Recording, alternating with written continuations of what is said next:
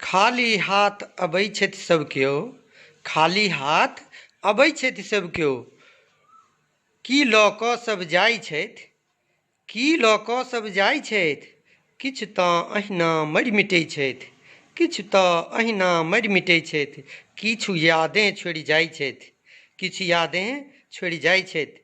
दिवंगत महान आत्मा मैथिली पुत्र प्रदीप जी के भावभीनी श्रद्धांजलि संगहि संग कोटि कोटि नमन। हिनक सुप्रसिद्ध आ सिद्ध स्तुति कुमारी आस्थाक स्वर में सुनाबऽ जा रहल छी। जँ किछु त्रुटि हुए तो बच्चा बुझि क्षमा करब। तऽ जय मिथिला, जय मैथिली।